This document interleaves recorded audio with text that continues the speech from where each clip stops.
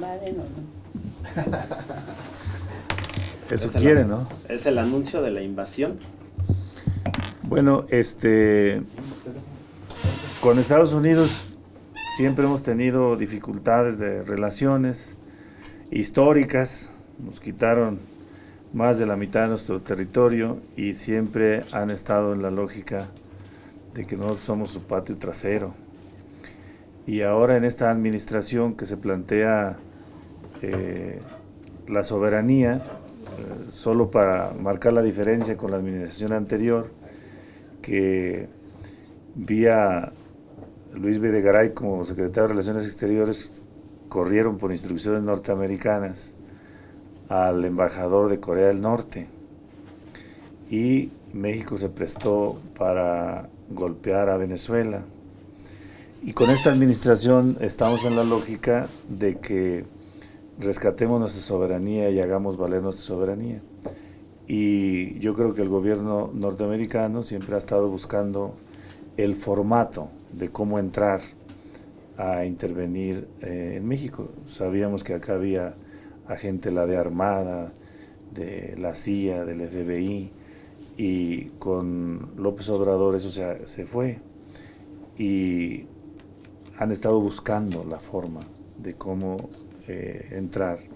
Y nos parece que el desenlace trágico de lo que ocurrió en Sonora con la familia Levarón, por el concepto de la doble nacionalidad, les abrió la ruta y el camino a partir de la petición de la familia Levarón para que se declarara a los narcotraficantes mexicanos como terroristas.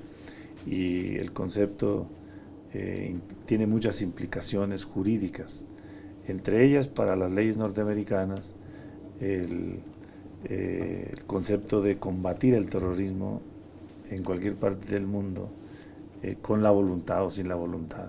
Y ahí es donde está el riesgo de que se vengan a intervenir a México, a perseguir a los del cártel de Sinaloa y al Jalisco Nueva Generación y a todo el mundo. Y entonces yo esperaría que, como también estamos en un contexto de la ruta de la campaña norteamericana, Trump solo llegue al concepto de darle utilidad o sacarle utilidad y provecho electoral y que no dé el siguiente paso, que ese sería demasiado grave, de querer pues invadirnos, meterse a México como lo hicieron con Villa, perseguir a Villa, y que acaban de venir a perseguir a los narcotraficantes. Nosotros esperamos que hasta allá no lleguen, que también el gobierno mexicano se pare con firmeza y bueno, que haga uso del derecho internacional para garantizar nuestra soberanía. Pero sí tiene elementos, ¿no, diputado? Bueno, a lo mejor no es lo deseable, pero por ejemplo en Tamaulipas el gobernador que está diciendo que sí hay narcoterrorismo en Chihuahua, en Sonora. Ese gobernador de Tamaulipas no tiene vergüenza, porque bueno, hay que también decir que es de la derecha, pero además él tiene orígenes tejanos y está gobernando un estado mexicano y entonces no tiene vergüenza por lo que acaba de pasar en Laredo, que no tiene claridad de lo que, o no quiere investigar lo que ahí es evidente y lo que allá ocurrió. Y entonces para nosotros el gobernador de Tamaulipas está siendo como los que fueron a traernos un emperador, con los que fueron con Maximiliano, a que se vinieran a invadir a México, a gobernar México. Nos parece que esa es la ruta y el perfil del gobernador de Tamaulipas. Diputado, y ante esta amenaza pues inminente, ¿qué debería hacer el gobierno mexicano? Y no solo el gobierno, sino pues todos los actores, llamemos poderes también, gobernadores incluso. ¿Qué se debería hacer? ¿Unir fuerzas? O pues no solo para enviar una postura, un posicionamiento, sino actuar, sobre todo al interior del país, ¿no? Bueno, yo lo que creo es que aquí todos los mexicanos debemos cerrar filas más allá de posturas ideológicas y políticas. Desafortunadamente, lo que hace el gobernador de Tamaulipas no abona eso.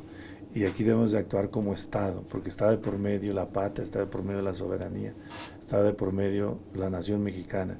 Y yo llamaría a que todas las fuerzas políticas y que la Cámara de Diputados genere un pronunciamiento de carácter jurídico y político, e incluso si tenemos que acudir a las Naciones Unidas hay que hacerlo. El tipo de arsenal que ha manejado ya el crimen organizado, los actos que hemos visto que podrían considerarse pues en cierto grado terroristas, con uso de granadas, con uso de fusiles antiasalto, antiaéreos, el hecho de haber quemado hace años una discoteca con personas adentro, todo esto, ¿cómo debería tratarlo el gobierno mexicano a manera precisamente de evitar esta clasificación de terrorismo y de detener también esa puerta que se abre ahora de una posible invasión o de ver a Marines operando ya en territorio mexicano? Bueno, lo que creo yo es que debemos de fortalecer la estrategia y acelerarla y revisar todas las repercusiones que esto tiene. Indudablemente que los grupos delictivos en México se han armado, se han atrincherado, se han equipado para la guerra entre ellos, porque ahora no es una guerra que esté contra el Estado, contra el gobierno, sino es una guerra entre ellos. Y el episodio lamentable de lo que vimos en Culiacán, que producto de querer aprender a un delincuente que nos está solicitando la nación norteamericana, otra vez volvemos al mismo ejercicio que decía, que vienen queriendo buscar la forma de hacer intervención. Ahí estaba claro de que no había orden de aprehensión contra Ovidio del gobierno mexicano, sino que estaban complementando una solicitud del gobierno norteamericano en contra de Ovidio. Y ahí lo que se ve con claridad es la capacidad de fuego que tienen. Y esa capacidad de fuego que tienen, aquí otra vez devolvérsela al gobierno norteamericano, ha dependido de ellos, porque todas las armas que tienen o los que mostraron ahí, incluso son armas de uso exclusivo del ejército norteamericano. ¿Cómo es posible que la delincuencia en México tenga armas de uso exclusivo del ejército norteamericano?